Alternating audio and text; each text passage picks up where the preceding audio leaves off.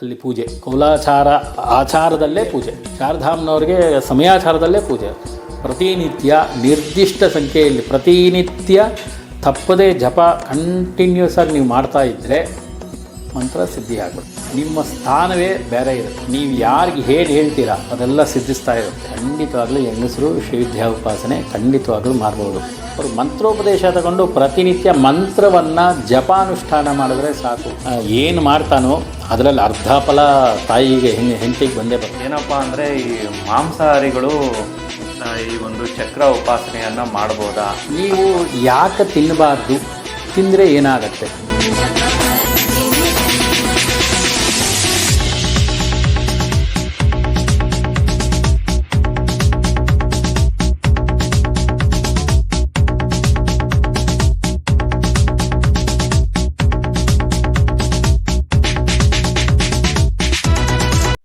ಆಮೇಲೆ ಗುರುಗಳೇ ಇನ್ನೊಂದು ಪ್ರಶ್ನೆ ಹುಟ್ಟುತ್ತೆ, ಹೆಂಗಸರು ಶ್ರೀವಿದ್ಯೆ ದೀಕ್ಷೆಯನ್ನು ತಗೊಳ್ಬಹುದಾ? ಸೊ ತೊಗೊಂಡ್ರೆ ಅವರು ಯಾವ ರೀತಿ ಒಂದು ನಿಯಮನ ಪಾಲಿಸ್ಬೇಕು? ಯಾಕಂದರೆ ತಿಂಗಳು ಎಲ್ಲ ಆಗೋದಿರುತ್ತೆ. ಸೊ ಆ ಸಮಯದಲ್ಲಿ ಹೇಗೆ ಅದನ್ನು ಅವರು ಪಾಲಿಸ್ಬೇಕಾಗತ್ತೆ, ಅದ್ರ ಬಗ್ಗೆ ತಿಳಿಸ್ಕೊಡಿ.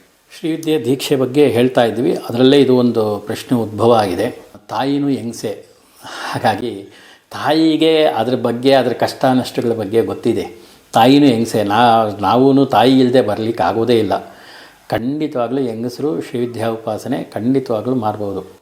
ಗಾರ್ಗೇಯಿ ಹೆಂಗಸಲ್ವೇ, ಹಾಗಾಗಿ ಅವರೆಲ್ಲ ಮಾಡಿರ್ತಕ್ಕಂಥ ದೊಡ್ಡ ದೊಡ್ಡ ಶ್ರೀವಿದ್ಯಾ ಉಪಾಸಕರು ಅವರೆಲ್ಲ.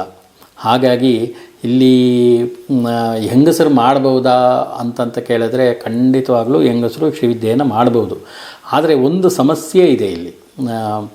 ಏನಪ್ಪ ಅಂತಂದರೆ ಅವ್ರಿಗೆ ಲಲಿತಾ ಸಹಸ್ರನಾಮ ತ್ರಿಶತಿ ಆರಂಭ ದೀಕ್ಷೆಗೆ ತಗೊಂಡು ಮಂತ್ರ ಜಪ ಮಾಡಿದ್ರೆ ಸಾಕು ಅಂತ ನನ್ನ ಅಭಿಪ್ರಾಯ. ಯಾಕೆಂತಂದರೆ ಅವರು ಶ್ರೀಚಕ್ರಾರ್ಚನೆಯಲ್ಲೆಲ್ಲ ಮಾಡೋದಕ್ಕೆ ಭಾಳ ಕಷ್ಟ. ಯಾಕೆಂದರೆ ಅದಕ್ಕೆ ವೇದ ಮಂತ್ರಗಳ ಸಹಾಯ ಬೇಕಾಗತ್ತೆ. ವೇದ ಮಂತ್ರಗಳು ಕೆಲವೊಂದೆಲ್ಲ ಅದರಲ್ಲಿ ಬರುತ್ತೆ, ತಾಂತ್ರಿಕ ಮಂತ್ರಗಳೇ ಇರೋದು, ಆದ್ರೂ ಮಧ್ಯದಲ್ಲಿ ವೇದವನ್ನು ಸೇರಿಸಿದ್ದಾರೆ.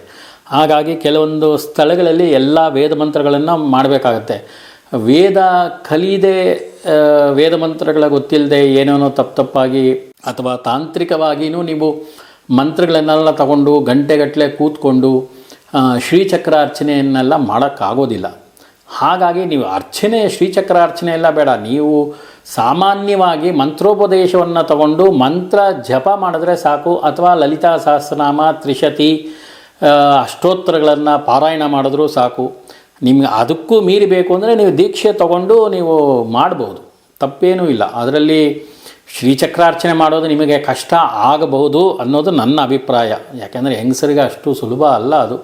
ಅವ್ರಿಗೆ ಏನೇನೋ ಕೆಲಸಗಳಿರುತ್ತೆ ಮನೆಯಲ್ಲಿ, ಎಲ್ಲನೂ ಮಾಡಿ ಮತ್ತೆ ಇದಕ್ಕೂ ಮಾಡಿ ಅದು ಮಾಡೋಷ್ಟು ಪೇಷನ್ಸ್ ಈಗಿನ ಕಾಲದಲ್ಲಿ ಯಾರಿಗೂ ಇರೋದಿಲ್ಲ. ಹಾಗಾಗಿ ಮಂತ್ರೋಪದೇಶವನ್ನು ತಗೊಂಡು ಜಪ ಮಾಡ್ಬೋದು. ಖಂಡಿತವಾಗ್ಲೂ ಗಣಪತಿಯಿಂದ ಹಿಡಿದು ಕೊನೆ ಷೋಡಶಿವರೆಗೂ ಖಂಡಿತವಾಗ್ಲೂ ನೀವು ಮಂತ್ರಗಳನ್ನು ಉಪದೇಶ ತಗೊಂಡು ಜಪಾನುಷ್ಠಾನಕ್ಕೆ ಅರ್ಚನೆಗೆ ಏನೂ ತೊಂದರೆ ಬರಲ್ಲ. ಆದರೆ ನವಾವರಣಾರ್ಚನೆ, ನವಾವರಣ ಪೂಜೆ ಇದೆಲ್ಲ ಮಾಡೋದು ಹೆಂಗಸರಿಗೆ ಕಷ್ಟ ಆಗ್ಬೋದು ಅಂತ ನನ್ನ ಅಭಿಪ್ರಾಯ ಅಷ್ಟೇ. ಮಾಡಬಾರ್ದು ಅಂತಲ್ಲ, ಕಷ್ಟ ಆಗ್ಬೋದು. ಅದೆಲ್ಲ ಮಾಡೋದು ಅಷ್ಟು ಸುಲಭ ಅಲ್ಲ. ಒಂದು ವೇದಾಧ್ಯಯನದ ಒಂದು ಇದು ಗೊತ್ತಿರಬೇಕು, ವೇದ ಗೊತ್ತಿರಬೇಕು. ಎರಡನೇದು ಪೂಜೆ ಮಾಡೋ ವಿಧಿವಿಧಾನಗಳು ನಿಮಗೆ ಗೊತ್ತಿರಬೇಕು. ಅದರಲ್ಲಿ ಷಷ್ಠೋಪಚಾರ ಪೂಜೆ ಬರುತ್ತೆ. ಅಂದರೆ 64 ರೀತಿಯಲ್ಲಿ ತಾಯಿಗೆ ಉಪಚಾರಗಳನ್ನು ಮಾಡ್ತೀವಿ ನಾವು. ಆ ಷಷ್ಠೋಪಚಾರ ಪೂಜೆಯನ್ನು ಮಾಡತಕ್ಕಂಥ ವಿಧಿವಿಧಾನಗಳು ನಿಮಗೆ ಗೊತ್ತಿರಬೇಕು, ಏನೇನು ಯಾವ್ಯಾವುದು ಏನೇನು ಅಂತ. ಅದಿಲ್ಲದೆ ಮಾಡೋದಕ್ಕೆ ಕಷ್ಟ ಆಗುತ್ತೆ. ಅವೆಲ್ಲ ನಿಮಗೆ ಜ್ಞಾನ ಇರೋರು ಮಾಡ್ಬೋದು. ಖಂಡಿತವಾಗ್ಲೂ ಮಾಡಬಾರ್ದು ಅಂತ ಏನೂ ಇಲ್ಲ. ಆತ್ರಿ, ಅನಸೂಯ, ಗಾರ್ಗೇಯಿ ಇವರೆಲ್ಲ ವೇದಾಧ್ಯಯನ ಮಾಡಿದ್ದಂಥವ್ರೆ. ಹಾಗಾಗಿ ಅದರಲ್ಲಿ ತಪ್ಪೇನಿಲ್ಲ. ಹಾಗಾಗಿ ಗಾರ್ಗೇಯಿ ವೇದ ದೃಷ್ಟರು, ಅವರು ಮಂತ್ರವನ್ನು ಬರೆದಂಥ ತಾಯಿ ಅವರು. ಹಾಗಾಗಿ ಅದರಲ್ಲಿ ಮಾಡಬಾರ್ದು ಅಂತ ಏನೂ ಇಲ್ಲಮ್ಮ. ಖಂಡಿತವಾಗ್ಲೂ ಹೆಂಗಸರು ಮಾಡ್ಬೋದು. ಆದರೆ ಈಗಿನ ಕಾಲದ ಪರಿಸ್ಥಿತಿಗೆ ತಕ್ಕಂಗೆ ನಾನು ಹೇಳ್ತಾ ಇದ್ದೀನಿ, ಅವರು ಮಂತ್ರೋಪದೇಶ ತಗೊಂಡು ಪ್ರತಿನಿತ್ಯ ಮಂತ್ರವನ್ನು ಜಪಾನುಷ್ಠಾನ ಮಾಡಿದ್ರೆ ಸಾಕು. ಅವ್ರಿಗೆ ಏನೇನು ಕಷ್ಟಗಳಿದೆಯೋ ತಾಯಿ ಬಗೆಹರಿಸ್ತಾಳೆ. ಯಾಕೆಂದರೆ ಅವ್ರಿಗೆ ಅಷ್ಟೇ ಸಾಕು. ಶಾಸ್ತ್ರನೂ ಹೇಳುತ್ತೆ ಅವ್ರಿಗೆ ಎಷ್ಟು ಬೇಕೋ ಅಷ್ಟೇ ಕೊಟ್ಟಿದ್ದಾರೆ. ಯಾಕೆಂದರೆ ಗಂಡನಾಗಿರ್ತಕ್ಕಂಥವನು ಏನು ಮಾಡ್ತಾನೋ ಅದರಲ್ಲಿ ಅರ್ಧ ಫಲ ತಾಯಿಗೆ ಹೆಂಡತಿಗೆ ಬಂದೇ ಬರುತ್ತೆ. ನೀವು ಅದನ್ನು ಮಾಡಲಿಲ್ಲ, ಇದನ್ನು ಮಾಡಲಿಲ್ಲ, ನಾನು ಮಾಡಲಿಲ್ಲ ಅನ್ನೋದ್ರ ಬಗ್ಗೆ ನಿಮಗೆ ಎರಡು ಅಭಿಪ್ರಾಯಗಳು ಬೇಡ. ಗಂಡ ಮಾಡಿದ್ರೆ ಅದರ ಮಾಡಿದ ಪುಣ್ಯ ಫಲದಲ್ಲೇ ಅರ್ಧ ಭಾಗ ನಿಮಗೆ ಖಂಡಿತವಾಗ್ಲೂ ನಿಮ್ಗೆ ಸೇರುತ್ತೆ. ಇನ್ ಕೇಸ್ ಅವ್ರು ಮಾಡಲಿಲ್ವಾ, ನೀವು ಜಪಾನುಷ್ಠಾನ ಒಂದು ಸಹಸ್ರನಾಮ ತ್ರಿಶತಿ ಪೂಜೆ ಮಾಡಿದ್ರೂ ಸಾಕು, ನಿಮ್ಗೆ ಅಷ್ಟೇ ಫಲ. ಶ್ರೀಚಕ್ರಾರ್ಚನೆ ನವಾವರಣಾರ್ಚನೆ ಮಾಡಿದಷ್ಟೇ ಫಲ. ಖಡ್ಗಮಾಲ ತ್ರಿಶತಿ ಅರ್ಚನೆ ಅಮ್ಮನವ್ರಿಗೆ ಮಾಡಿ ಒಂದು ಧೂಪ ದೀಪ ನೈವೇದ್ಯ ಮಾಡಿದ್ರೆ ಅಷ್ಟೇ ಫಲನೇ ಸಿಗುತ್ತೆ. ಹಾಗಾಗಿ ನೀವು ಭಾಳ ಶ್ರಮಪಟ್ಟು ಮಾಡಬೇಕು ಅನ್ನೋದೇನಿಲ್ಲ. ಇದರ ಹೇಳಿದ್ನಲ್ಲ, 2 ವಿಧ. ಒಂದು ಚಕ್ರಾರ್ಚನೆ ನವಾವರಣಾರ್ಚನೆ ಮಾಡೋದು ಒಂದು ವಿಧ, ಬರೀ ಔಪಾಸನೆ ಜಪ ತಪ ಮಾಡೋದು. ಅಲ್ಲಿ ನಾವು ಅಂತರ್ಯಾಗ ಬಹಿರ್ಯಾಗ ಅಂತ ಹೇಳಿ 2 ವಿಧವಾಗಿ ನಾನು ಹೇಳ್ತಾ ಬಂದಿದ್ದೆ. ನೀವು ಹೆಂಗಸರು ಈ ಯೋಗ ವಿಧಾನ ಅಂತಲೂ ಒಂದಿದೆ, ಅರ್ಥ ಆಯ್ತಾ? ಇದರಲ್ಲಿ ಬಹಿರ್ಯಾಗ ಅಂತಂದರೆ ಅದೇ ಹೇಳಿದ್ನಲ್ಲ, ಪೂಜೆ ಪುನಸ್ಕಾರ ನವವಾರಣ ಹೋಮ ನೈವೇದ್ಯ ಧೂಪ ದೀಪ ಹಣ್ಣು ಹಂಪಲು ಹೂವು ಎಲ್ಲನೂ ಬೇಕಾಗತ್ತೆ. ಆದರೆ ಯೋಗ ಮಾರ್ಗದಲ್ಲಿ ಅದು ಬೇಕಾಗಿಲ್ಲ. ಯೋಗ ಮಾರ್ಗದಲ್ಲಿ ದೇಹದಲ್ಲೇ ಪಂಚೇಂದ್ರಿಯಗಳಿಂದ ಅವುಗಳನ್ನು ಸಮರ್ಪಣೆ ಮಾಡಿ ತಾಯಿಗೆ ಮಾಡ್ತಕ್ಕಂಥ ಪೂಜೆ. ಹಾಗಾಗಿ ನಿಮಗೆ ಬಹಿರ್ಯಾಗದ ಅವಶ್ಯಕತೆ ಇಲ್ಲ ಅಂತ ನಾನು ಅಂದ್ಕೊಂಡಿದ್ದೀನಿ. ನೀವು ಬಹಿರ್ಯಾಗದಲ್ಲಿ ನೀವು ಆ ಪೂಜೆಯನ್ನು ಮಾಡಬೇಕಾದಂಥ ಅವಶ್ಯಕತೆ ಇರೋದಿಲ್ಲ.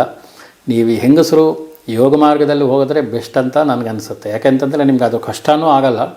ಪ್ರತಿನಿತ್ಯ ಒಂದಷ್ಟು ಹೊತ್ತು ಮಾಡಿ ತದನಂತರ ಸಹಸ್ರನಾಮ ತ್ರಿಶತಿ ಖಡ್ಗಮಾಲ ಪಾರಾಯಣ ಮಾಡಿ ದೇವ್ರ ಒಂದು ಧೂಪ ದೀಪ ನೈವೇದ್ಯ ಮಾಡಿದ್ರೆ ಸಾಕು.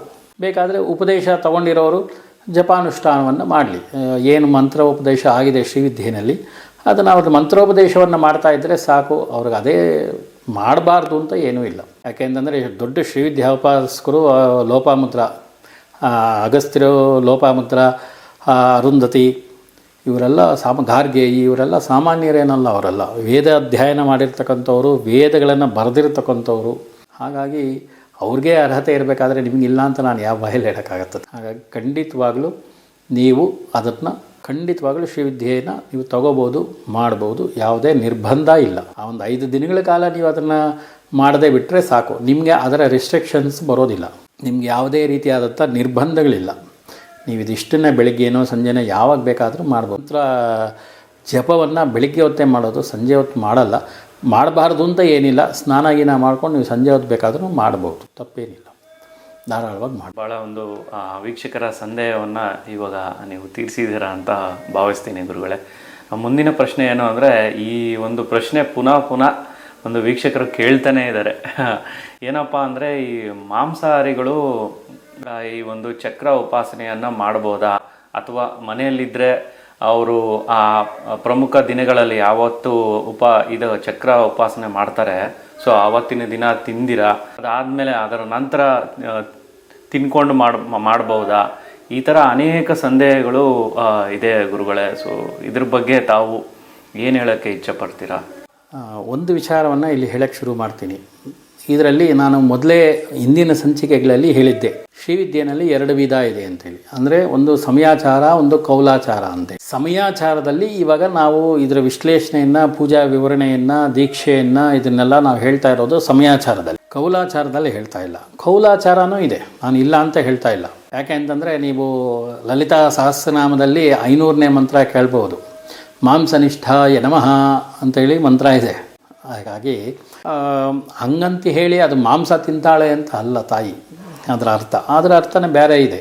ಇಲ್ಲಿ ನಿಮ್ಮ ಪ್ರಶ್ನೆಗೆ ಏನಪ್ಪ ಉತ್ತರ ಅಂತಂದರೆ, ನೀವು ಯಾಕೆ ತಿನ್ನಬಾರ್ದು, ತಿಂದರೆ ಏನಾಗತ್ತೆ ಅಂತಂದರೆ, ನಿಮ್ಮ ದೇಹಕ್ಕೆ ಆಗದೇ ಇರೋ ಪದಾರ್ಥ ತಿಂದರೆ ಏನಾಗುತ್ತೆ ಅಷ್ಟೇ. ಒಂದು ಪ್ರಾಣಿಯಾಗಲಿ ಮನುಷ್ಯನಾಗಲಿ ಯಾರೇ ಆಗಲಿ, ಆ ಮನುಷ್ಯನ ಪ್ರಾಣಿಗಳಲ್ಲಿ ಅದರದ್ದೇ ಆದಂಥ ಒಂದು ಏನು ಹೇಳ್ತೀವಿ, ಅದಕ್ಕೆ ಆದಂಥ ಒಂದು ಗುಣಗಳಿರುತ್ತವೆ. ಆ ಒಂದು ಪ್ರಾಣಿ ಕ್ರೂರವಾಗಿರುತ್ತೆ. ಮನುಷ್ಯನಿಗೆ ಹೇಗೆ ನಾನಾ ವಿಧವಾಗಿರ್ತಕ್ಕಂಥ ಗುಣಗಳಿದೆಯೋ, ಹೊಟ್ಟೆ ಕಿಚ್ಚು, ಕೋಪ, ರೋಷ, ಮೋಹ, ವ್ಯಾಮೋಹ, ಒಂದು ರೀತಿಯಾಗಿಂಥ ಹೊಟ್ಟೆ ಕಿಚ್ಚು, ಕೆಟ್ಟದನ್ನು ಬಯಸ್ತಕ್ಕಂಥದ್ದು, ಕಿತ್ಕೊಂಡು ತಿಂತಕ್ಕಂಥದ್ದು, ಈ ರೀತಿ ಮನುಷ್ಯನಲ್ಲಿ ಎಷ್ಟು ದುರ್ಗುಣಗಳಿದೆಯೋ ಅಷ್ಟೂ ಪ್ರಾಣಿಗಳಲ್ಲೂ ಇದೆ. ಹಾಗಾಗಿ ಆ ಪ್ರಾಣಿಗಳನ್ನು ಕೊಂದು ತಿಂದರೆ ಅದರಲ್ಲಿ ಏನಿದೆಯೋ ಅದೇ ಗುಣಗಳು ನಿಮ್ಮಲ್ಲೂ ಬರುತ್ತವೆ. ನಿಮಗೆ ಶ್ರೀವಿದ್ಯಾ ಉಪಾಸನೆ ಮಾಡಬೇಕು ಅಂತಂದರೆ ಸಾತ್ವಿಕವಾಗಿರ್ತಕ್ಕಂಥ ಮನಸ್ಥಿತಿ ಬರಬೇಕು ಅಂತಂದರೆ ನೀವು ಇದನ್ನು ಬಿಡಲೇಬೇಕಾಗತ್ತೆ. ಯಾರೋ ಕೇಳಿದ್ರು ಶ್ರೀವಿದ್ಯಾ ಉಪಾಸನೆ ಮಾಡ್ತಾ ಇದ್ದರೆ ತನಗೆ ತಾನೇ ಎಲ್ಲ ಬಿಟ್ಟೋಗ್ಬಿಡುತ್ತೆ ಅಂತ. ಬಿಡೋದಕ್ಕೆ ನಿಮ್ಗೆ ಆಸ್ಪದನೇ ಇರಲ್ವಲ್ಲ ಅಲ್ಲಿ. ನೀವು ನೀರಿಗೆ ಇಳಿದೇನೆ ನಾನು ಸ್ವಿಮ್ ಮಾಡ್ತೀನಿ ಅಂತಂದರೆ ಆಗೋದಿಲ್ಲ. ನೀರಿಗೆ ಇಳಿದ ನಂತರ ನಾನು ಸ್ವಿಮ್ ಕಲಿತೀನಿ ಅಂತಂದರೆ ಅದು ಓಕೆ. ಇಲ್ಲಿ ಏನಾಗುತ್ತೆ ಅಂತಂದರೆ ನೀವು ಈ ತಿಂತಲೇ ನಾನು ಅದಷ್ಟು ಕದೆ ಬಿಟ್ಟೋಗ್ಬಿಡುತ್ತೆ ಅಂತಂದರೆ ಅದು ಬಿಡೋಕ್ಕೆ ಸಾಧ್ಯವೇ ಇಲ್ಲ. ಚಪಲ ರುಚಿ ನೋಡಿದ್ರೆ ತಿನ್ನಲೇಬೇಕು ಅಂತ ಅನಿಸುತ್ತೆ. ಅವಾಗೇನು ಮಾಡ್ತೀರಾ? ಆ ತಿಂದಾಗ ಏನಾಗುತ್ತೆ, ನಿಮ್ಮ ಮನಸ್ಥಿತಿಗಳು ಬೇರೆ ಬೇರೆ ಕಾಮಕ್ರೋಧ ಲೋಭ ಮೋಹ ಷಡ್ವರ್ಗ ಅಂತ ಏನು ಹೇಳ್ತೀವಿ 6 ವಿಧವಾಗಿರ್ತಕ್ಕಂಥದ್ದು, ಅದ್ರ ಬಗ್ಗೆ ಗಮನ ಆಸಕ್ತಿಗಳು ಜಾಸ್ತಿ ಆಗುತ್ತೆ. ನೀವು ಯಾವಾಗ ಅದ್ರ ಬಗ್ಗೆ ಗಮನ ಆಸಕ್ತಿ ಹೋಗುತ್ತೋ ಅಲ್ಲಿ ನೀವು ಮಾಡಿನೂ ಪ್ರಯೋಜನ ಇರೋದಿಲ್ಲ. ನಿಮ್ಮಲ್ಲಿ ಬರೀ ದ್ವೇಷ, ಕೋಪ, ರೋಷ, ಮದ, ಮಾತ್ಸರ್ಯ, ಕಾಮಕ್ರೋಧಾದಿಗಳನ್ನು ನೀವು ತುಂಬಿಕೊಂಡಿದ್ರೆ ಏನು ಪೂಜೆ ಮಾಡಿ ಪ್ರಯೋಜನ ಏನು? ಯಾವುದೋ ಸಿದ್ಧಿ ಆಗೋದಿಲ್ಲ ಅಷ್ಟೇ, ಇನ್ನೇನಿಲ್ಲ. ಸಿದ್ಧಿ ಆಗಲ್ಲ ಅಷ್ಟೇ. ಮಾಡ್ತಾ ಬಿಟ್ಬಿಡ್ತೀವಿ ಅಂತಂದರೆ ಮಾಡ್ತಾ ಬಿಡೋಕ್ಕಾಗೋದಿಲ್ಲ. ಅದು ತಾನಾಗಿ ಹೋಗಬೇಕು ಅಂತಂದರೆ ನಾವು ಅದನ್ನು ಬಿಡಬೇಕಾಗತ್ತೆ, ಮನಸ್ಸನ್ನು ಗಟ್ಟಿ ಮಾಡ್ಕೋಬೇಕಾಗತ್ತೆ. ನಾವು ಮಾಂಸಾಹಾರವನ್ನು ಇದರಿಂದ ದೂರ ಇಡಬೇಕಾಗುತ್ತೆ. ಆ ಮಾಂಸ ತಿಂದು ಮಾಡ್ತಕ್ಕಂಥದ್ದು ಕೌಲಾಚಾರ. ನಾನು ಇಲ್ಲ ಅಂತ ಹೇಳ್ತಾ ಇಲ್ಲ, ಆದರೆ ನಾನು ಇಲ್ಲಿ ಕೌಲಾಚಾರದ ಬಗ್ಗೆ ನಾನು ಮಾತಾಡ್ತಾ ಇಲ್ಲ. ನಾನು ಮಾತಾಡ್ತಾ ಇರೋದು ಸಮಯಾಚಾರದ ಬಗ್ಗೆ.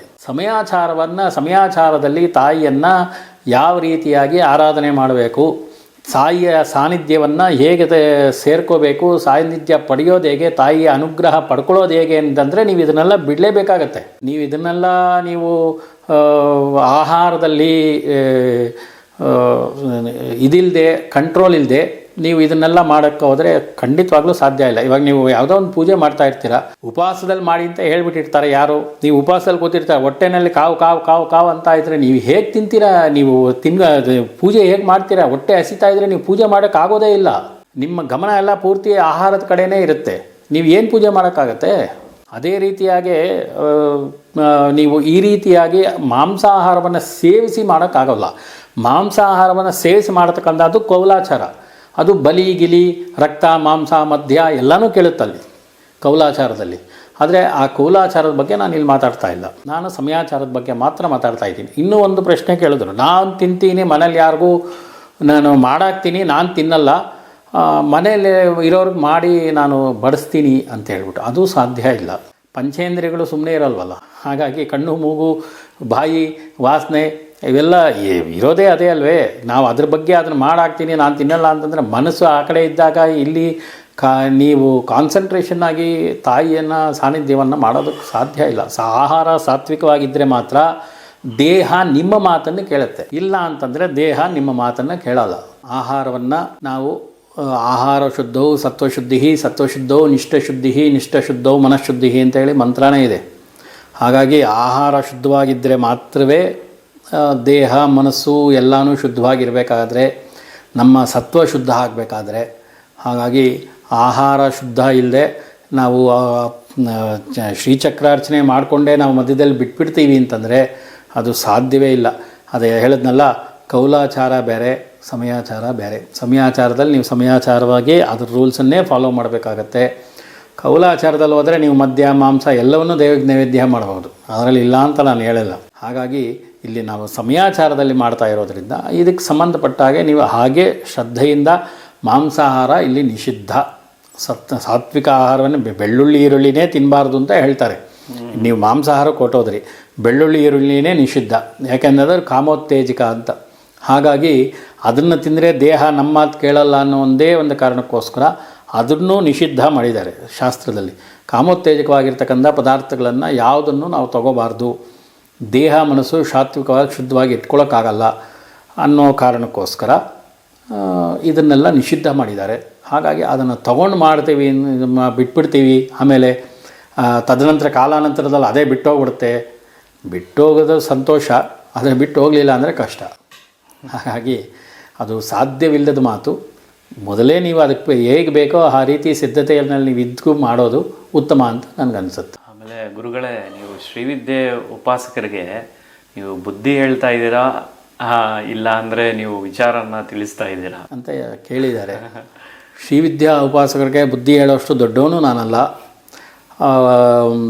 ವಿಚಾರವನ್ನು ತಿಳಿಸುವಂಥ ಒಂದು ಪ್ರಯತ್ನ ಮಾಡಿದ್ದೀನಿ. ಯಾಕೆಂತಂದರೆ ನಾನು ಸರ್ವಜ್ಞ ಅಲ್ಲ, ನಾನು ಸರ್ವವನ್ನು ತಿಳಿದಿರ್ತಕ್ಕಂಥ ಸರ್ವಜ್ಞ ಖಂಡಿತ ಅಲ್ಲ.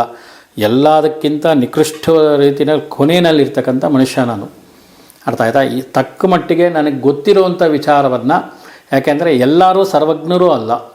ಶ್ರೀವಿದ್ಯಾ ಔಪಾಸಕರು ಅಂತ ಯಾರು ಹೇಳ್ತೀವಿ, ದೀಕ್ಷೆ ತಗೊಂಡ ಮಾತ್ರಕ್ಕೆ ಅವರೆಲ್ಲರೂ ವಿಷಯವನ್ನು ತಿಳ್ಕೊಂಡಿರೋರು ಅಂತಲೂ ಅಲ್ಲ. ಯಾಕೆಂತಂದರೆ ನನಗೂ ಉಪದೇಶ ಆಗಿ 35 ವರ್ಷಗಳಾಗಿದೆ.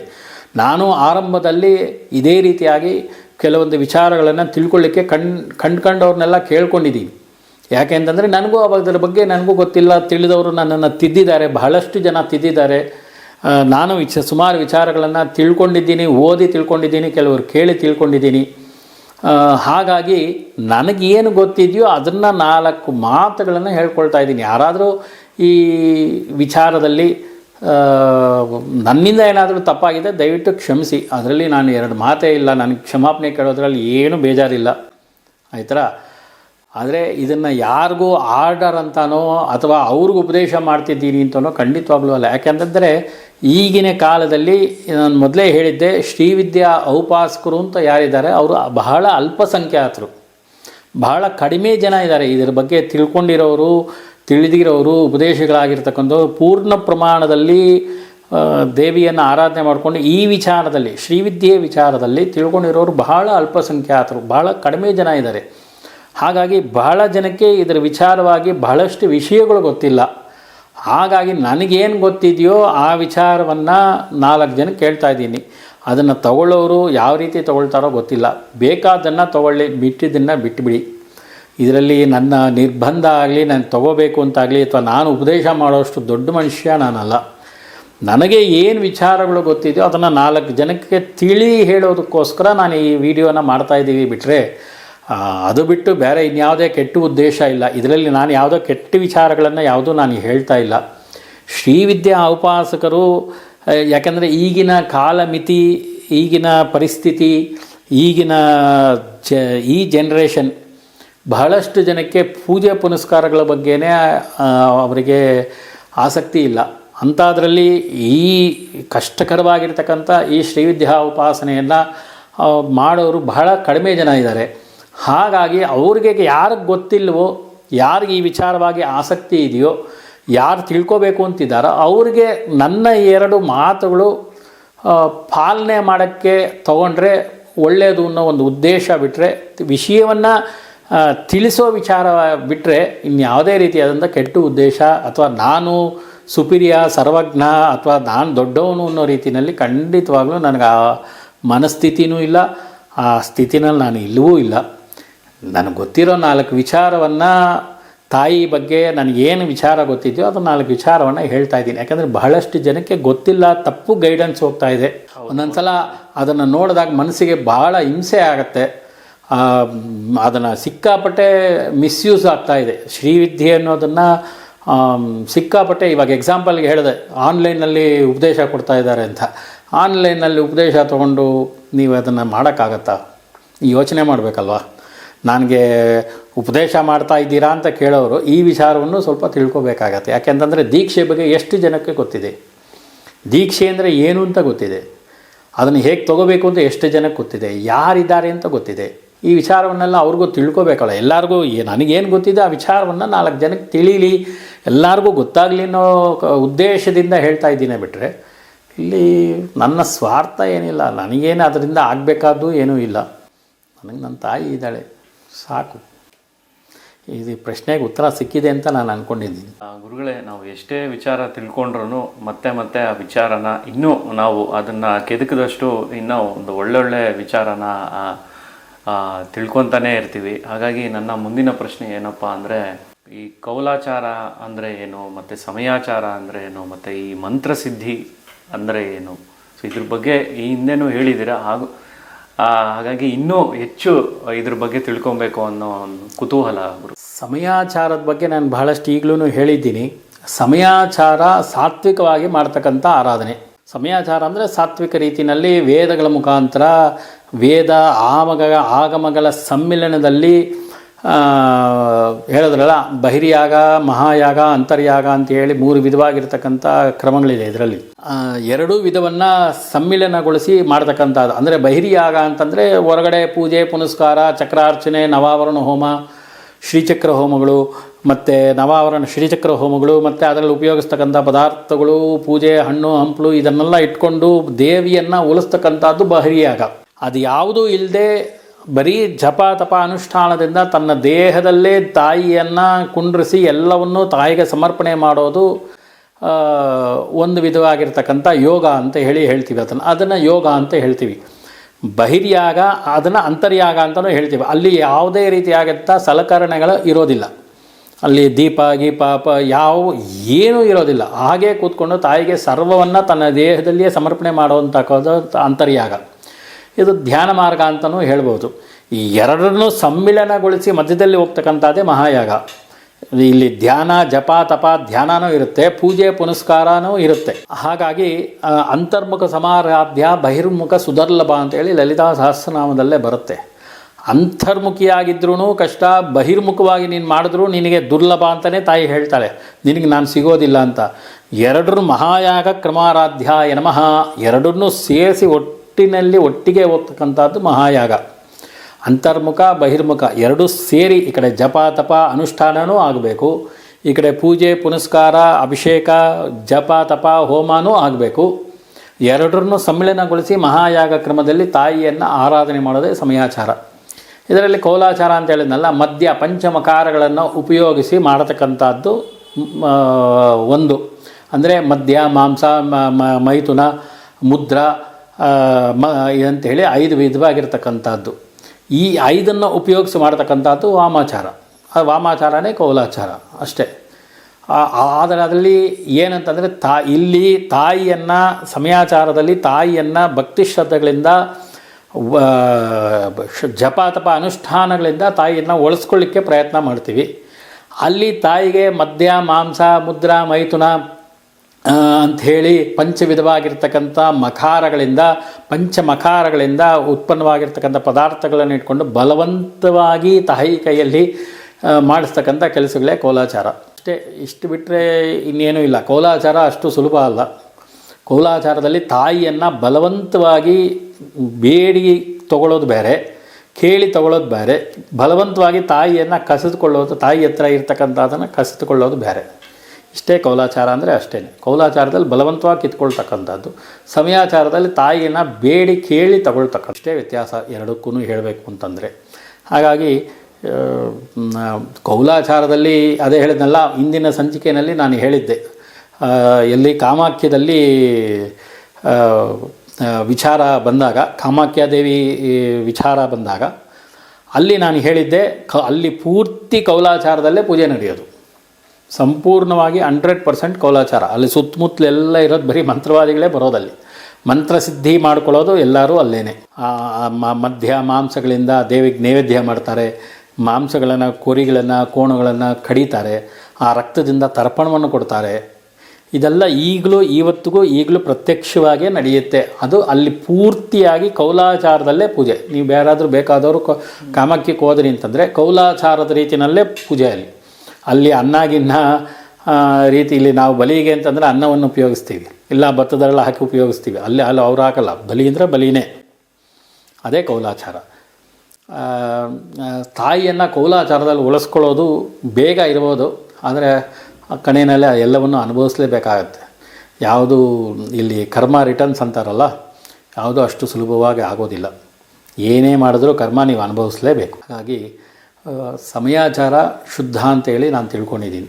ಮಾಡೋದಕ್ಕೆ ಎಲ್ಲದಕ್ಕೂ ಯಾರಿಗೂ ತೊಂದರೆ ಕೊಡದೆ ತಾಯಿಯನ್ನು ಭಕ್ತಿ ಶ್ರದ್ಧೆಗಳಿಂದ ಕೊಡಮ್ಮ ಅಂತ ತಾಯಿ ಹತ್ರ ಕೇಳಿ ತಗೊಳ್ತಕ್ಕಂಥದ್ದೇ ಒಳ್ಳೆಯದು. ಆ ಮಹಾ ತ್ರಿಪುರ ಸುಂದರಿ ತಾಯಿ ಹತ್ರ ಕೇಳಿ ಪಡೆದುಕೊಳ್ತಕ್ಕಂಥದ್ದೇ ಸಮಯಾಚಾರ ಅಷ್ಟೇ.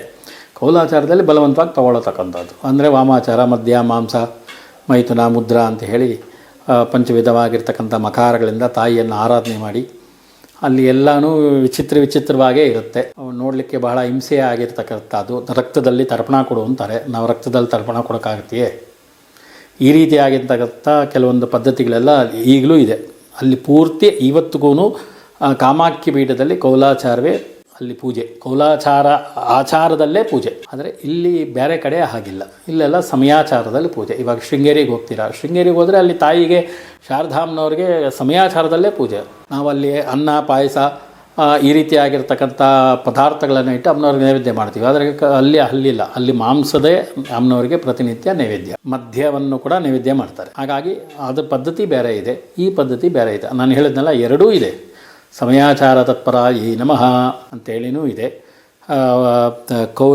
ಕೌಲಾಚಾರಾಯೈ ನಮಃ ಅಂತಲೂ ಇದೆ. ತಾಯಿ ಈ ಕಡೆಯೂ ಇದ್ದಾಳೆ, ಆ ಕಡೆಯೂ ಇದ್ದಾಳೆ. ಆದರೆ ಒಳ್ಳೆ ದಾರಿ ಯಾವುದು ಅಂತ ಸೆಲೆಕ್ಟ್ ಮಾಡಿಕೊಂಡು ನಿರ್ಧಾರ ಮಾಡಿಕೊಂಡು ಹೋಗ್ತಕ್ಕಂಥದ್ದು ನಮ್ಮ ಕೈಯಲ್ಲಿ. ನೀವು ಇಲ್ಲಿ ಬಲಿ ಗಿಲಿ ಎಲ್ಲವನ್ನು ಕೊಟ್ಟು ಹಿಂಸೆ ಇವೆಲ್ಲ ಬಹಳ ಕಷ್ಟ ಇದೆ. ಅದು ಅಷ್ಟು ಸುಲಭವಾದ ಮಾತಲ್ಲ. ಯಾಕೆಂತಂದರೆ ಬಲಿ ಅನ್ನೋದು ನಾವು ಕುದುರೆ, ನಾವು ಸಿಂಹ, ಹುಲಿ, ಆನೆಯನ್ನು ಕೊಡೋದಿಲ್ಲ.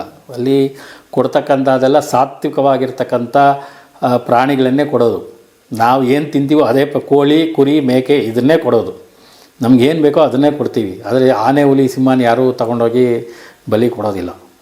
ಹಾಗಾಗಿ ಅದೆಲ್ಲ ನಮ್ಮ ಸ್ವಾರ್ಥ ಅಂತ ನಾನು ಅಂದ್ಕೊಂಡಿದ್ದೀನಿ. ಆದರೆ ಇದು ಒಳ್ಳೆಯ ದಾರಿ ಯಾವುದಪ್ಪ ಅಂದರೆ ಸಮಯಾಚಾರದಲ್ಲಿ ಮಾಡೋದು ಒಳ್ಳೆಯದು ಅಂತ ನನ್ನ ಅಭಿಪ್ರಾಯ. ಆಮೇಲೆ ಗುರುಗಳೇ, ಮಂತ್ರಸಿದ್ಧಿ ಅಂದರೆ ಏನು? ಮಂತ್ರಸಿದ್ಧಿ ಬಗ್ಗೆ ಕೇಳಿದ್ರಿ. ಮಂತ್ರಸಿದ್ಧಿ ಅಂದರೆ ಏನೂ ಇಲ್ಲ. ನೀವು ಪ್ರತಿನಿತ್ಯ ಕೊಟ್ಟಿರ್ತಕ್ಕಂಥ ಮೂಲ ಮಂತ್ರ ಏನು ಉಪದೇಶ ಆಗಿರುತ್ತೆ, ಆ ಮಂತ್ರವನ್ನು ನೀವು ಪ್ರತಿನಿತ್ಯ ಒಂದು ನಿರ್ದಿಷ್ಟ ಸಂಖ್ಯೆಯಲ್ಲಿ ಜಪಾನುಷ್ಠಾನವನ್ನು ಒಂದು ಸ್ಥಳದಲ್ಲಿ ಕೂತು ಮಾಡ್ತಾ ಇದ್ದರೆ ಮಂತ್ರಸಿದ್ಧಿ ಆಗುತ್ತೆ ಅಷ್ಟೇ. ಬೇರೆ ಇನ್ನೇನು ವಿಚಾರ ಇಲ್ಲ. ನೀವು ಮಂತ್ರಸಿದ್ಧಿ ಮಾಡ್ಕೋಬೇಕು ಅಂದರೆ ಇಷ್ಟೇ. ಪ್ರತಿನಿತ್ಯ ನೀವು ಏನು ಉಪದೇಶ ಆಗಿದೆ, ಯಾವುದಾದ್ರೂ ಮಂತ್ರ ಆಗ್ಬೋದು, ಒಂದು ಗಣಪತಿ ಆಗ್ಬೋದು, ಸುಬ್ರಹ್ಮಣ್ಯ ಆಗ್ಬೋದು, ದಕ್ಷಿಣಾಮೂರ್ತಿ ಆಗ್ಬೋದು, ಬಾಲ ಆಗ್ಬೋದು, ಪಂಚದಶಿ ಆಗ್ಬೋದು, ಷೋಡಶಿ ಆಗ್ಬೋದು, ನವಾವರಣ ಆಗ್ಬೋದು, ನೀವು ಯಾವುದಾದ್ರೂ ಮಂತ್ರವನ್ನು, ಯಾವುದೇ ದೇವರನ್ನು ಕುರಿತು ಯಾವ ಮಂತ್ರ ನೀವು ಉಪದೇಶ ತೊಗೊಂಡಿದ್ದೀರೋ ಪ್ರತಿನಿತ್ಯ ಒಂದು ನಿರ್ದಿಷ್ಟ ಸಂಖ್ಯೆ, ಒಂದು 108 ಇಲ್ಲ 1008 ಇಲ್ಲ ಒಂದು 5000 ಇಲ್ಲ 3336 ಒಂದು 10,000 ಪ್ರತಿನಿತ್ಯ ನಿರ್ದಿಷ್ಟ ಸಂಖ್ಯೆಯಲ್ಲಿ ಪ್ರತಿನಿತ್ಯ ತಪ್ಪದೇ ಜಪ ಕಂಟಿನ್ಯೂಸ್ ಆಗಿ ನೀವು ಮಾಡ್ತಾ ಇದ್ದರೆ ಮಂತ್ರ ಸಿದ್ಧಿ ಆಗ್ಬಿಡುತ್ತೆ. ಅಂದರೆ ಇಷ್ಟೇ ಒಂದು ಸಂಖ್ಯೆಯಲ್ಲಿ ಮಾಡಿದ್ರೆ ಆಗುತ್ತೆ ಇಲ್ಲ. ಸಿದ್ಧಿ ಆಗೋದಕ್ಕೆ ಸಂಖ್ಯೆ ಅಂತ ಹೇಳೋಕ್ಕೆ ಕಷ್ಟ ಆಗುತ್ತೆ. ಯಾಕೆಂತಂದರೆ ಅದಕ್ಕೆ ಪರಿಸರನೂ ಭಾಳ ಸಹಕಾರವನ್ನು ಕೊಡಬೇಕಾಗತ್ತೆ. ಮನಸ್ಥಿತಿ, ಪರಿಸ್ಥಿತಿ, ದೇಹಸ್ಥಿತಿ ಎಲ್ಲನೂ ಸಹಕಾರದಲ್ಲಿದ್ದರೆ ಏನೋ 1.25 ಲಕ್ಷ 1.5 ಲಕ್ಷ ಮಾಡಿಬಿಟ್ರೆ ಪೂರ್ಣ ಆಗಿಬಿಡುತ್ತೆ ಅಂತ ಹೇಳ್ತಾರೆ. ಪೂರ್ಣ ಆಗಿದೆ, ಪೂರ್ಣ ಆಗ್ಬೋದು, ಇಲ್ಲ ಅಂತ ಹೇಳಿಲ್ಲ. ಅದಕ್ಕೆ ಸಂಖ್ಯೆ ಕೊಟ್ಟಿದ್ದಾರೆ. ಕೆಲವೊಂದು 10,000 ಕೊಟ್ಟಿದ್ದಾರೆ, ಕೆಲವೊಂದು 1.25 ಲಕ್ಷ ಕೊಟ್ಟಿದ್ದಾರೆ, ಕೆಲವೊಂದು ಲಕ್ಷ ಕೊಟ್ಟಿದ್ದಾರೆ, ಇನ್ನೊಂದು ಅಕ್ಷರ ಲಕ್ಷ ಕೊಟ್ಟಿದ್ದಾರೆ. ಒಂದೊಂದು ಎಷ್ಟು ಅಕ್ಷರಗಳಿದೆಯೋ ಅಷ್ಟು ಲಕ್ಷ ಅಂದರೆ ಅಕ್ಷರ ಲಕ್ಷ ಅಂತ. ಅಂದರೆ ಒಂದೊಂದು ಅಕ್ಷರ, ಇವಾಗ ಷೋಡಶಿ ಅಂತ ಹೇಳ್ತೀವಿ, ಇಲ್ಲ ಪಂಚದಶಿ ಅಂತ ಹೇಳ್ತೀವಿ, 15 ಲಕ್ಷ 15 ಅಕ್ಷರ ಇದೆ. 15 ಲಕ್ಷ ಜಪವನ್ನು ಮಾಡಿದ್ರೆ ಮಂತ್ರಸಿದ್ಧಿ ಆಗುತ್ತೆ ಅಂತ. 15 ಲಕ್ಷ ಮಂತ್ರಸಿದ್ಧಿ ಆಗಿದೆ ಅಂತ ನಿಮಗೆ ತಿಳ್ಕೊಬೇಕಾದ್ರೆ ಸಿಂಪಲ್ಲಾಗಿ ಒಂದು ಹೇಳ್ತೀನಿ. ನೀವು ಎಲ್ಲಿಗೋದ್ರೂ ನಿಮ್ಮ ಸ್ಥಾನವೇ ಬೇರೆ ಇರುತ್ತೆ, ನಿಮ್ಮ ಫೀಲಿಂಗ್ ಬೇರೆ ಇರುತ್ತೆ, ನಿಮ್ಮನ್ನು ಎಲ್ಲರೂ ನೋಡೋ ರೀತಿ ಬೇರೆ ಇರುತ್ತೆ. ನೀವು ಯಾರಿಗೆ ಹೇಳ್ತೀರಾ ಅದೆಲ್ಲ ಸಿದ್ಧಿಸ್ತಾ ಇರುತ್ತೆ. ನೀವು ಅಷ್ಟರಲ್ಲೇ ತಿಳ್ಕೊಂಬಿಡ್ಬೋದು ನಿಮಗೆ ಮಂತ್ರಸಿದ್ಧಿ ಆಗಿದೆ ಅಂತ. ನಿಮ್ಮ ಅವಗಾಹನೆಗೆ ನಾನು ಹೇಳ್ತಾ ಇರೋದು. ನಿಮಗೆ ಮಂತ್ರಸಿದ್ಧಿ ಆಗಿದೆ ಅಂದರೆ ನಿಮ್ಮ ಮುಖದಲ್ಲಿ ಆ ತೇಜಸ್ಸು, ಆ ಕಾಂತಿ, ಆ ಕಳೆ, ನಿಮ್ಮ ಮುಖದಲ್ಲಿ ಆ ದೈವಿ ಕಳೆನೇ ಬಂದ್ಬಿಡುತ್ತೆ. ಆ ಮಂತ್ರಸಿದ್ಧಿ ಮಾಡ್ತಾ ಮಾಡ್ತಾ ಮಾಡ್ತಾ ನೀವು ಯಾವ ದೇವರನ್ನು ಕುರಿತು ನೀವು ಜಪಾನುಷ್ಠಾನ ಮಾಡ್ತಾ ಇದ್ದೀರಾ, ಸ್ತ್ರೀ ದೇವರಾಗ್ಬೋದು ಅಥವಾ ಪುರುಷ ದೇವರಾಗ್ಬೋದು, ಶಿವನೋ ವಿಷ್ಣುನೋ ಅಥವಾ ದೇವಿನೋ, ಯಾವುದೇ ದೇವರನ್ನು ಕುರಿತು ನೀವು ಜಪಾನುಷ್ಠಾನ ಮಾಡ್ತಾ ಇದ್ದರೆ ಆ ದೈವಿ ಕಳೆ ನಿಮ್ಮ ಮುಖದಲ್ಲಿ ಕಾಣೋದಕ್ಕೆ ಶುರುವಾಗುತ್ತೆ. ಅದು ಶುರುವಾಗ್ತಿರೋಂಗಲೇ ನಿಮ್ಮನ್ನು ನೋಡಿದ ತಕ್ಷಣವೇ ನಮಸ್ಕಾರಗಳನ್ನು ಮಾಡೋದಕ್ಕೆ ಶುರು ಮಾಡ್ತಾರೆ. ಫಸ್ಟು ಸ್ಟೆಪ್ಪೇ ಅದು. ನಿಮ್ಮನ್ನು ನೋಡಿದ ತಕ್ಷಣವೇ ಎಂಥವ್ರು ಬಂದು ನಿಮ್ಮನ್ನು ಮಾತಾಡಿಸ್ಬೇಕು, ನಿಮ್ಮನ್ನು ಮಾತಾಡಬೇಕು, ನಿಮ್ಮ ಹತ್ರ ನಿಮ್ಮ ಒಂದು ಸಲಹೆ ಸೂಚನೆಗಳು ಕೊಡಬೇಕು, ನಿಮ್ಮನ್ನು ಏನೋ ಕೇಳಬೇಕು ಅನ್ನೋ ರೀತಿಯಲ್ಲೇ ಉತ್ಸಾಹದಲ್ಲೇ ಬಂದು ನಿಮ್ಮನ್ನು ಮಾತಾಡಿಸ್ತಾರೆ. ಮತ್ತು ನಿಮಗೆ ನೀವೊಂದು ಮಾತು ಹೇಳಿದ್ರೆ ಸಾಕು, ಅದು ಅವ್ರ ಜೀವನದಲ್ಲಿ ನಡೆಯುತ್ತೆ. ಆವಾಗ ತಿಳ್ಕೊಂಬಿಡಿ ನಿಮ್ಮ ಮಂತ್ರ ಸಿದ್ಧಿಯಾಗಿದೆ. ಯಾವುದಾದ್ರೂ ಮಂತ್ರ ಆಗ್ಬೋದು, ಇದೇ ಮಾಡಬೇಕು ಅದೇ ಮಾಡಬೇಕು ಅಂತೇನಿಲ್ಲ. ಯಾವುದೇ ಒಂದು ಮಂತ್ರವನ್ನು ನೀವು ಕುರಿತು ಮಾಡೋದ್ರಿಂದ, ಇವಾಗ ಸುಮಾರು ಜನ ಗಣಪತಿ ಉಪಾಸಕರಿದ್ದಾರೆ, ದಕ್ಷಿಣಾಮೂರ್ತಿ ಉಪಾಸಕರಿದ್ದಾರೆ, ನಾರಾಯಣ ಅಷ್ಟಾಕ್ಷರಿ ಮಂತ್ರ ಜಪವನ್ನು ಮಾಡಿದಂಥ ಉಪಾಸಕರಿದ್ದಾರೆ. ಅವರು ಏನೂ ಇಲ್ಲವಾಗಿ ರಾಮಾನುಜಾಚಾರ್ಯರು ಸುಮಾರು ಕಡೆ ಹೋದಾಗ ನಾರಾಯಣ ಅಷ್ಟಾಕ್ಷರಿನಲ್ಲಿ ತೀರ್ಥವನ್ನು ತೆಗೆದು ಅವ್ರಿಗೆ ಹಾಕಿದ ತಕ್ಷಣ ಎಷ್ಟೋ ಜನಕ್ಕೆ ಭೂತ ಪ್ರೇತಗಳೆಲ್ಲ ದೇಹ ಬಿಟ್ಟು ಹೋಗಿದೆ ಅನ್ನೋ ಇದೂ ಇದೆ. ಅವ್ರ ಜೀವನದಲ್ಲಿ ನಡೆದಿರ್ತಕ್ಕಂಥ ಘಟನೆಗಳು. ಯಾಕೆಂತಂದರೆ ಅವರು ಸಾಧನೆ ಆ ರೀತಿ ಇತ್ತು. ಇಡೀ ಪ್ರಪಂಚಕ್ಕೆ ನಾರಾಯಣ ಅಷ್ಟಾಕ್ಷರಿಯನ್ನು ಗೊತ್ತು ಮಾಡಬೇಕು, ತಿಳಿಸಿ ಹೇಳಬೇಕು ಅಂತ ಗೋಪುರದ ಮೇಲೆ ನಿಂತ್ಕೊಂಡು ಉಪದೇಶ ಮಾಡಿದಂಥವ್ರು, ಜಾತಿ ಭೇದ ಇಲ್ಲದೆ ರಾಮಾನುಜಾಚಾರ್ಯರು. ಹಾಗಾಗಿ ಅದರಲ್ಲಿ ಮಂತ್ರಸಿದ್ಧಿ ಅಷ್ಟೇ. ಅದು ಸಿದ್ಧಿ ಆಯಿತು ಅಂದರೆ ನಿಮ್ಮಲ್ಲೇ ದೇಹದಲ್ಲಿ ಈ ಕೆಟ್ಟ ಆಲೋಚನೆಗಳು, ಕೆಟ್ಟ ದುರ್ಬುದ್ಧಿಗಳು, ಈ ಮೊದಲು ಮುಖ್ಯವಾಗಿ ಈ ಜಲಸ್ ಅಂತ ಏನು ಹೇಳ್ತೀವಿ, ಹೊಟ್ಟೆ ಕಿಚ್ಚು ಅಂತ, ಅದು ಫಸ್ಟ್ ಹೊಟ್ಟೋಗುತ್ತೆ. ನಿಮ್ಗೆ ಯಾರು ಏನೇ ಅಂದರೂ ನಿಮಗೆ